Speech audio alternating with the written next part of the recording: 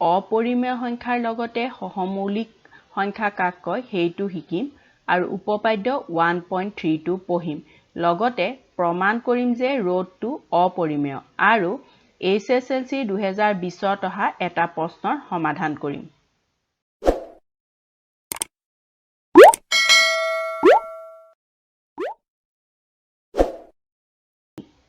নমস্কাৰ ছাত্ৰ ছাত্ৰীসকল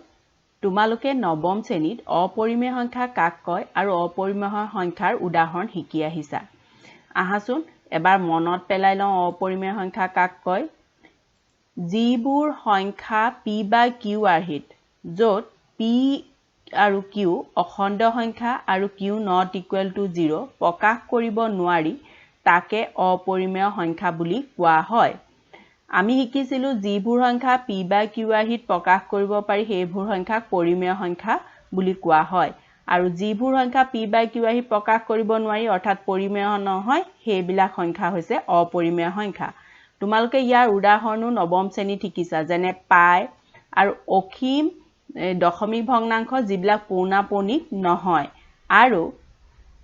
মৌলিক সংখ্যাৰ বৰ্গমূল বিলাক অকল মৌলিক সংখ্যা নহয় পূৰ্ণ বৰ্গ নোহোৱা সংখ্যাৰ বৰ্গমূল বিলাক আক হৈছে অপৰিমেয় সংখ্যা আজি এই মৌলিক সংখ্যাৰ বৰ্গমূল বিলাক যে অপৰিমেয় হেতু প্ৰমাণ কৰিম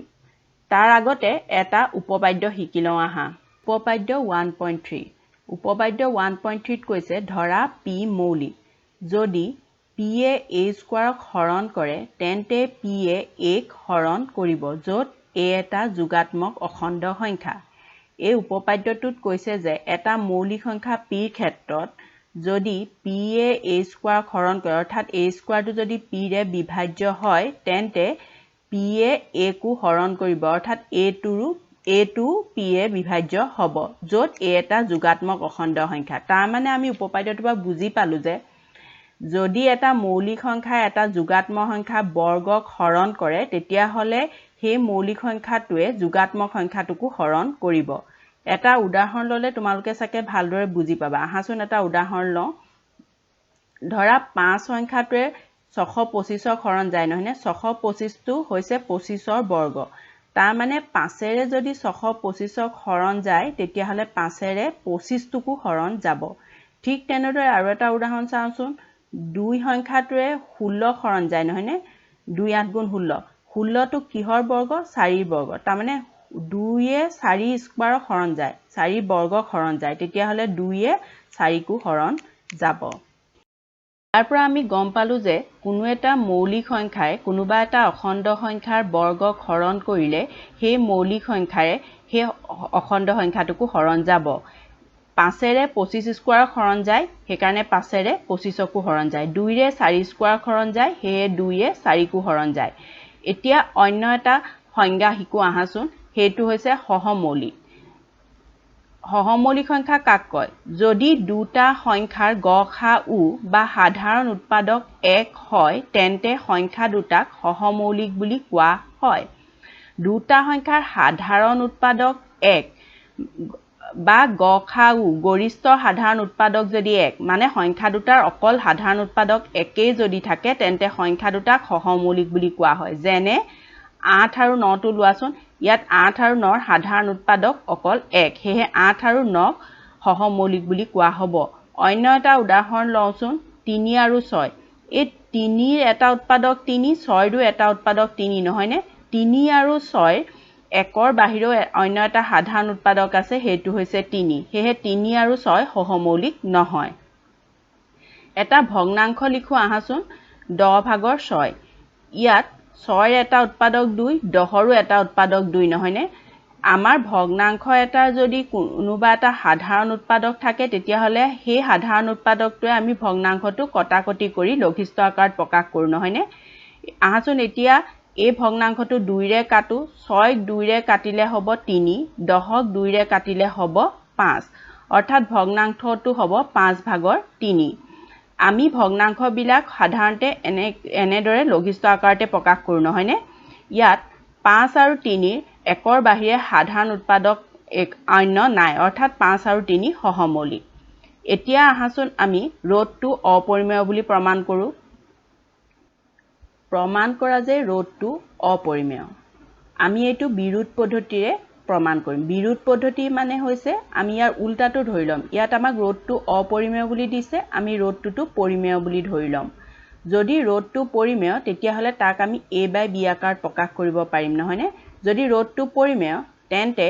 a আৰু b দুটা অখণ্ড সংখ্যা পাম কেনেদৰে পাম b not equal to 0 হিচাপে যাতে ৰোধটো equal to a by b আমি ধৰি লওঁ a আৰু b দুটা আমি লঘিষ্ঠ আকাৰত প্ৰকাশ কৰিছো অৰ্থাৎ a আৰু b সহমৌলিক যত a আৰু b সহমৌলিক a b টো ইয়াত হৰণ হৈ আছে এফালে আমি পূৰণ কৰি লৈ যাম আমি পাম b root 2 is equal to a এটা দুই ফালে যদি আমি বৰ্গ কৰো তেতিয়া আমি কি পাম এফালে root 2 বৰ্গ মানে 2 হৈ যাব b স্কয়াৰ আৰু a স্কয়াৰ আমি পাম 2b square equal to a square এটো আমি ইকুৱেচন নম্বৰ 1 দিও কেনেদৰে পালো দুই পক্ষকে বৰ্গ কৰি এতিয়া a সংখ্যাটো দেখিছানে a সংখ্যাটো 2 এটা উৎপাদক এই সংখ্যাটোৰ এটা উৎপাদক হৈছে 2 আৰু দুইটা সমান হৈ আছে তেতিয়া হলে a স্কয়াৰ এটা উৎপাদক হ'ব 2 যেহেতু a আৰু b দুইটা অখণ্ড সংখ্যা তাৰ মানে a স্কয়াৰটো 2 ৰে হৰণ যাব আমি এনেদৰে লিখিব পাৰো 2 এ a স্কয়াৰক হৰণ কৰে বা a স্কয়াৰ 2 ৰে বিভাজ্য তেনেদৰেও আমি লিখিব পাৰো আমি উপপাদ্য 1.3 পাইছিলো কোনোবা এটা মৌলিক সংখ্যাৰ কোনো এটা অখণ্ড সংখ্যাক বৰ্গক হৰণ কৰিলে মৌলিক সংখ্যাটোৱে সেই অখণ্ড সংখ্যাটোকো হৰণ কৰে তাৰ মানে 2 এ a কো হৰণ কৰে এটো কোপা পালো উপপাদ্য 1.3 ইয়াত মৌলিক সংখ্যা p equal to 2 2 A a হৰণ কৰে ইয়াৰ অৰ্থটো হৈছে a ৰ এটা উৎপাদক হ'ব 2 যদি a ৰ এটা উৎপাদক 2 হয় তেন্তে আমি a to 2c হিচাপে লিখিব পাৰো নহনে ধৰি লও a equal to 2c c এটা অখণ্ড সংখ্যা যেহেতু 2 to a ৰ এটা উৎপাদক হয় সেই কাৰণে আমি a to 2c হিচাপে লিখিব পাৰো এই a ৰ মানটো 2c যদি আমি ইকুৱেচন নম্বৰ 1 ত বহাই দিও তেতিয়া আমি কি পাম 2b square equal to 2c whole square এটো আমি ভাঙি দিলে পাম 2b স্কয়াৰ equal to 2 দুগুণ 4 c স্কয়াৰ তাৰ মানে 2b square equal to 4c square এই দুইটো ইয়াত পূৰণ হৈ আছে এফালে আমি হৰণ কৰি লৈ যাম 2 এ 4 কাটলে দুবাৰ যাব তাৰ মানে b square equal to 2c square এই সমীকৰণটো আৰু এই সমীকৰণটো একে ধৰণৰ নহয়নে এই সংখ্যাটোৰ এটা উৎপাদক 2 তাৰ মানে b স্কয়াৰৰো এটা উৎপাদক 2 ইয়াৰ অৰ্থটো হৈছে 2 এ b স্কয়াৰক হৰণ কৰে 2 এ যদি b স্কয়াৰক হৰণ কৰে 2 টো এটা মৌলিক সংখ্যা হেহে 2 এ b কো হৰণ কৰিব এটো কৰপা পালো আমি উপপাদ্য 1.3 পৰা ইয়াত p equal to 2 2 ৰে b হৰণ কৰে 2 এ a কো হৰণ কৰে a ৰ এটা উৎপাদক 2 b ৰো এটা উৎপাদক 2 তাৰ মানে a আৰু b দুইটাৰে অন্তত এটা সাধাৰণ উৎপাদক আছে হেতু হৈছে 2 ইয়ে a আৰু b সহমৌলিক বুলি ধৰাটো বিৰোধ কৰে কিয় বিৰোধ কৰে a আৰু b সহমৌলিক হ'বলে হলে ইহতৰ একৰ বাদে অন্য সাধাৰণ উৎপাদক থাকিব না লাগিব কিন্তু ইয়াত এটা আমি সাধাৰণ উৎপাদক পালো 2 তাৰ মানে আমি a আৰু b সহমৌলিক বুলি ধৰাটো ভুল a আৰু b সহমৌলিক বুলি ধৰাটো কিয় ভুল হল আমি যে ৰোধটো পৰিমেয় বুলি ধৰিছিলো হেহে a আৰু b সহমৌলিক বুলি ধৰাটো ভুল হল এতেকে ৰোধটো পৰিমেয় বুলি ধৰাটো অশুদ্ধ ৰোধটো যদি পৰিমেয় বুলি ধৰাটো অশুদ্ধ তেন্তে ৰোধটো কি হ'ব তেন্তে ৰোধটো হ'ব অপৰিমেয় এতেকে প্ৰমাণ কৰা হল এইদৰে তোমালোকে অন্য মৌলিক সংখ্যাৰ বৰ্গমূল যেনে ৰোধ 3 ৰোধ 5 ৰোধ 7 আদি অপৰিমেয় বুলি প্ৰমাণ কৰিব পাৰিবা আহাচোন এতিয়া আমি SSLC 2020 চনত অহা অন্য এটা প্ৰশ্নৰ সমাধান কৰো প্ৰমাণ কৰা যে ৰোধ 7 অপৰিমেয় এইটো তোমালোকৰ SSLC 2020 ত আহিছিলে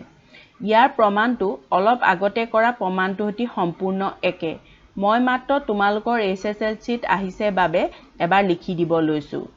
আগৰ নিচিনাকৈ ধৰি লওঁ ৰোধ 7 পৰিমেয় যদি ৰোধ 7 পৰিমেয় হয় তেন্তে ৰোধ 7 টো আমি a by b আকাৰত প্ৰকাশ কৰিব পাৰো যত a b সহমৌলিক অখণ্ড সংখ্যা আৰু b not equal to 0 এই b টো এফালে পূৰণ কৰি লৈ গলে আমি পাম b ৰোধ 7 equal to a এটা দুই পক্ষকে আমি বৰ্গ কৰিলে পাম 7b square equal to a square এটো ইকুৱেচন নম্বৰ 1 কেনেকে পালো দুই পক্ষকে বৰ্গ কৰি এই সমীকৰণটোৰ পৰা গম পাম যে 7টো a স্কয়াৰ এটা উৎপাদক তাৰ মানে 7ৰে a স্কয়াৰক বিভাজ্য হয় a স্কয়াৰ 7ৰে বিভাজ্য a স্কয়াৰক যদি 7ৰে বিভাজ্য 7টো যেহেতু এটা মৌলিক সংখ্যা এটাকে a কো 7ৰে বিভাজ্য হ'ব এটো কৰ পৰা পালো আমি উপপাদ্য 1.3 পৰা ইয়াত p = 7 ৰ বাবে ব্যৱহাৰ কৰি পালো এতিয়া যদি a টো 7ৰে বিভাজ্য হয় তেন্তে a = আমি 7c বুলি ধৰিব পাৰো ইয়াত c এটা অখণ্ড সংখ্যা 7ৰে বিভাজ্য কাৰণে 7টো আমি কমন লৈ লিখিছো এতিয়া a = 7c টো যদি a জায়গাত বহাই দিও তেতিয়া হলে আমি কি পাম 7b ² = 7c হোল স্কয়াৰ তাৰ মানে 7b স্কয়াৰ 7 7 গুণ 49c স্কয়াৰ তাৰ মানে 7b ² = 49c স্কয়াৰ এই 7টো ইয়াত পূৰণ হৈ আছে এফালে হৰণ হৈ যাব 7 49ক কাটিলে যাব 7 বাৰ তাৰ মানে b ² = 7c square b ² = 7c square হলে আমি গম পাম যে b স্কয়াৰটো 7ৰে বিভাজ্য এটাকে কি হ'ব b স্কয়াৰটো 7ৰে বিভাজ্য b স্কয়াৰটো 7ৰে বিভাজ্য হলে b টো 7ৰে বিভাজ্য হ'ব কেনেকে উপপাদ্য 1.3 ইয়াত p = কি হ'ব 7 এতিয়া b টো 7ৰে বিভাজ্য a টোৰ 7ৰে বিভাজ্য মানে a আৰু b দুইটাৰ এটা সাধাৰণ উৎপাদক কি আছে 7 কিন্তু আমি ধৰিছিলো a আৰু b সহমৌলিক তাৰ মানে যদি ইহঁতৰ সাধাৰণ উৎপাদক 7 আছে তেতিয়া হলে a আৰু b সহমৌলিক বুলি ধৰাটো ভুল বা 7 আছে ইয়ে a আৰু b সহমৌলিক বুলি ধৰাটো বিৰোধ কৰে এটো কিয় ভুল হল আমি ধৰাটো কাৰণ আমি ৰোড 7 টো পৰিমেয় বুলি ধৰিছিলো এটাকে ৰোড 7 টো পৰিমেয় বুলি ধৰাটো অশুদ্ধ যদি ৰোড 7 টো পৰিমেয় বুলি ধৰাটো অশুদ্ধ তেতিয়া হলে ৰোড 7 টো কি হ'ব অপৰিমেয় এতেকে